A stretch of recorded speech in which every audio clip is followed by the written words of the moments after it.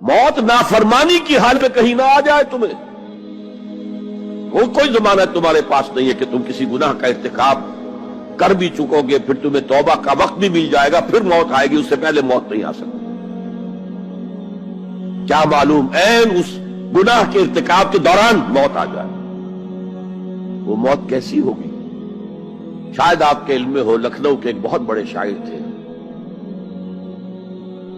اور ان کی موت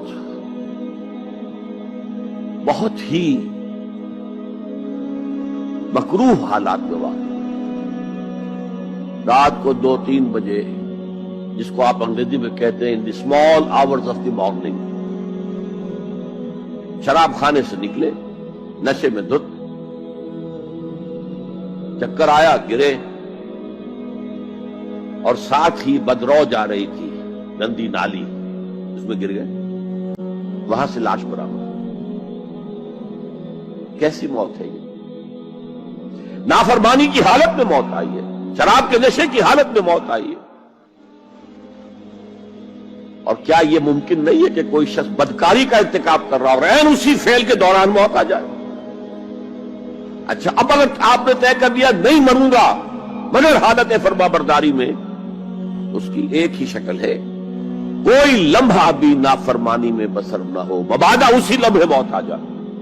ہر لمحے کا پہرا دیجئے, ہر ساتھ کی پوری حفاظت کیجئے, کہیں نافرمانی کا کوئی ارتکاب نہ ہو اور غیر اس حالت میں کہیں موت نہ آ جائے. میں وہ حدیث آپ کو سنا چکا ہوں, لا یزنی الزانی حین یزنی وہو مومن. کوئی زانی حالت ایمان میں زنا نہیں کرتا, جب وہ زنا کر رہا ہوتا ایمان اس کے دل سے نکل کر اوپر سر پر منڈلاتا رہتا. کوئی چور حالت ایمان میں چوری نہیں کرتا, ولا یسرق السارق حین یسرق وہو مومن. کوئی شرابی حالت ایمان میں شراب نہیں پی سکتا, ولا یشرب الخمر حین یشرب وہو مومن. اگر ایمان بھی ہو دل میں اور یہ حرکات بھی ہو رہی ہو تو وہ ایمان 2 پیسے کا نہیں, 2 ٹکے کا نہیں. کیا اس ایمان کی قیمت ہے؟ کیا قدر و قیمت ہے اس کی؟ اب اگر عین اسی حالت کے اندر موت آ گئی تو یہ تو خلوع ایمان ہے, ایمان کا خالی ہو جانا ہے. یہ ہے وہ بات جو کہی گئی. اب یہ اسلام اور تقوی, ان دونوں کو یہاں نوٹ کر لیجئے. یا ایھا الذین آمنوا اتقوا اللہ حق تقاتہ ولا تموتن الا وانتم مسلمون. اے ایمان کے دعوے دارو,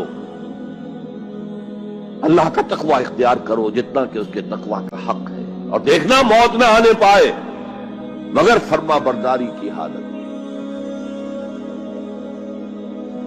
اب یہ اینٹیں اگر پختہ ہو گئی ہیں, ہم نے جہاد کے مختلف مراحل ان پر غور کیا تھا. پہلا مرحلہ کیا تھا؟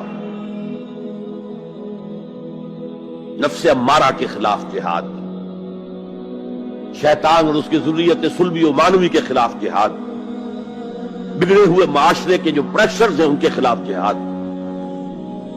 یہ 3 جہاد کر کے کما حقہ فرض کیجئے کہ اب آپ تقوی اور فرما برداری کی روش پر راسخ ہو گئے, قائم ہو گئے. اب اگلا قدم کیا ہے؟ اب ان اینٹوں سے فصیل بنانی ہے.